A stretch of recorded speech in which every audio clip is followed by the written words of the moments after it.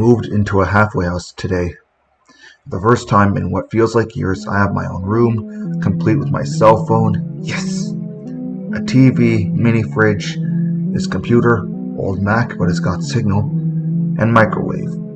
I have to share a bathroom, but oh well.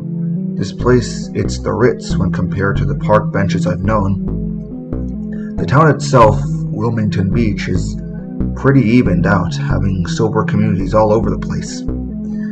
During treatment sessions, my counselor is pushing me to write a blog that will help me release my frustrations in a helpful way instead of bottling them up, so here it goes. My name is Wes, and I'm a 23-year-old alcoholic and have been known to abuse cocaine.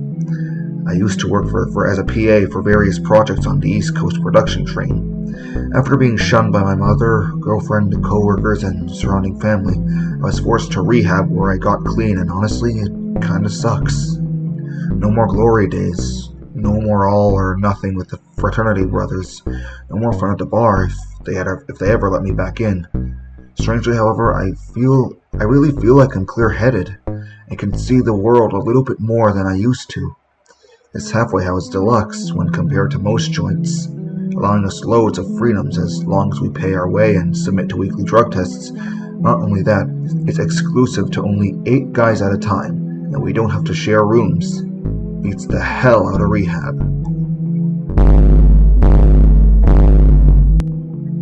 Finally, found a job at a Mexican grill here in town. Best part is, it's only a block from the house, so no more buses.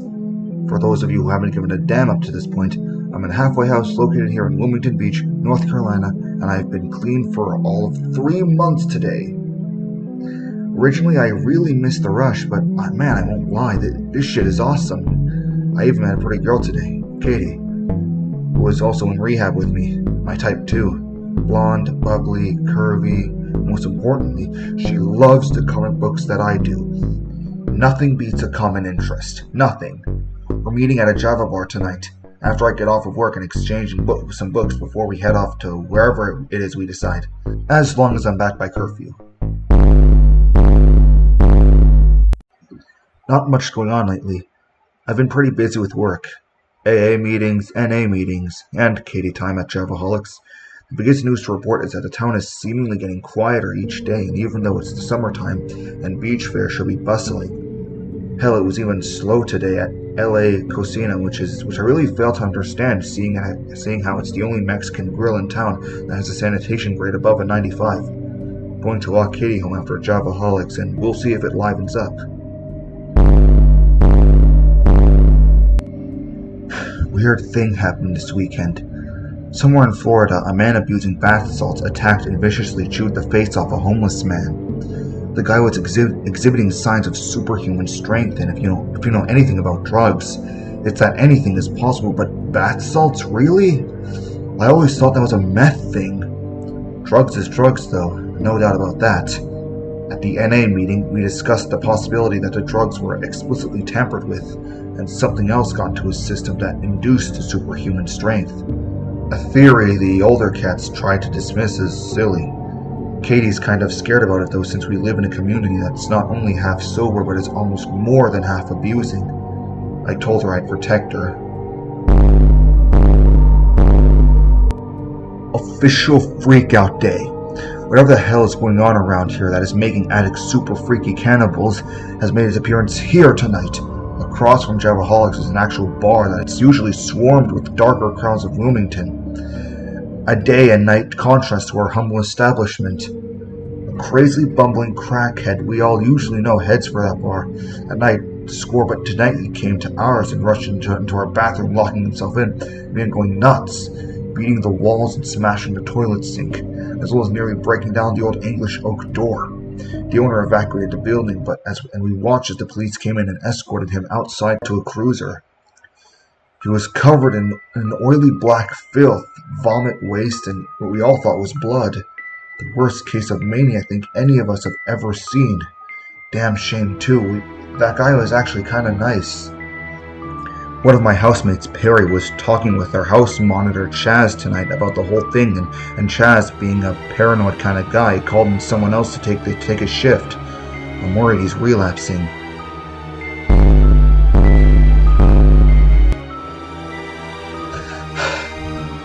Today was one for the books.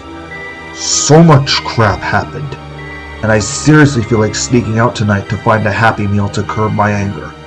I must not, though. I owe it myself not to. Here's a list of bullshit that's bombarded me.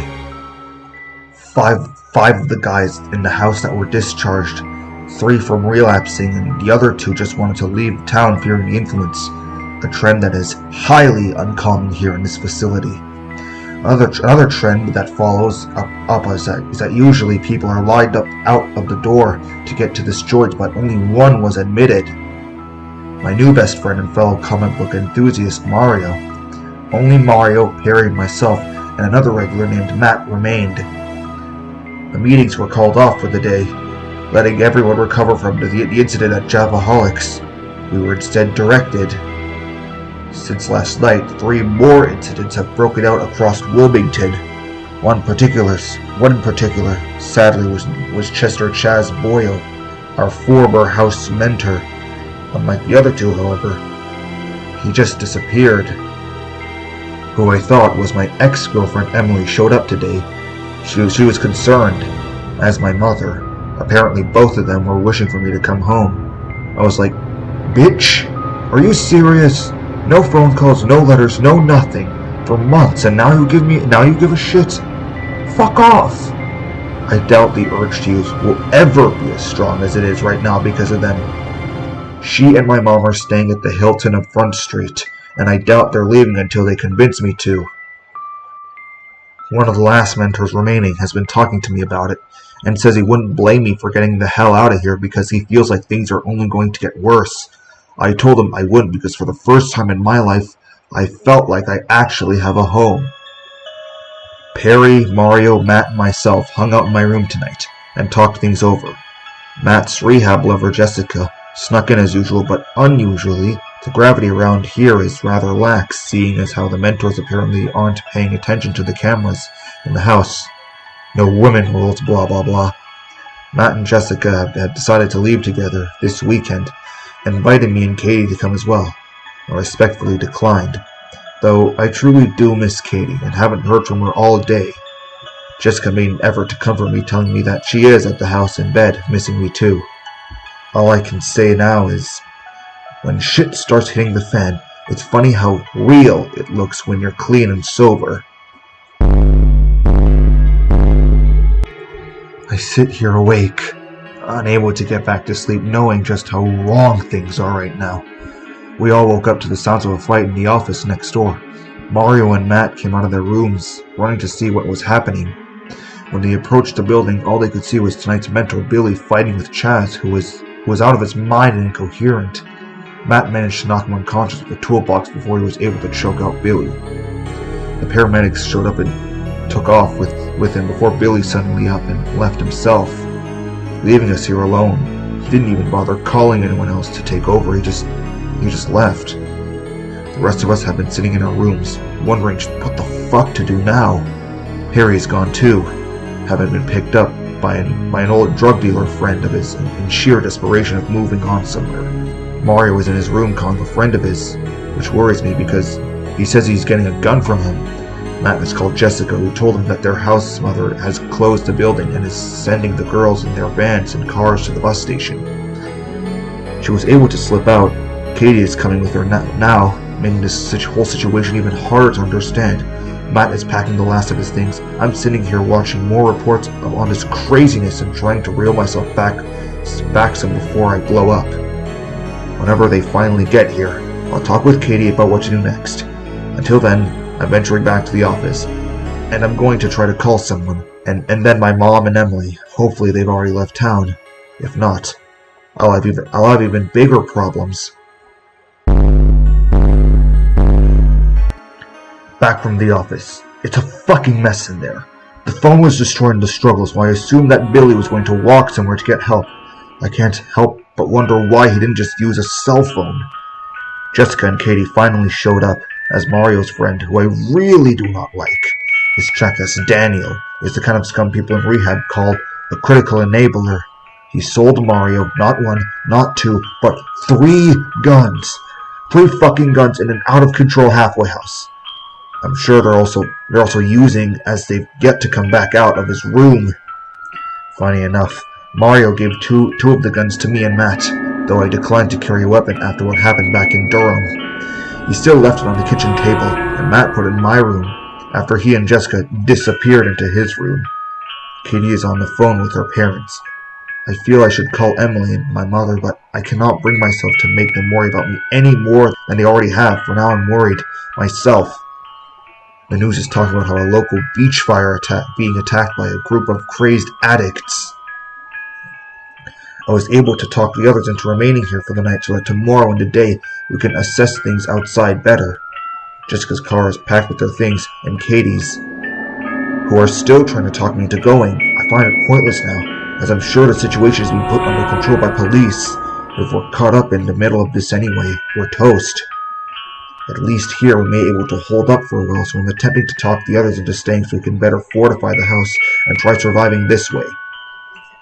I'll remain by the computer and document everything I can in the hopes that something or someone might know that we're okay and scared. That's all. If anyone from the WTC Treatment Center or Wilmington Beach Police Department gets this, just know that myself, Catherine Young, Matthew Dennis, Jessica Stahl, and hopefully Mario Chavez are doing okay, and not using. We're at the Launch House 4 off of Market Street in downtown Wilmington. We should be okay. For now.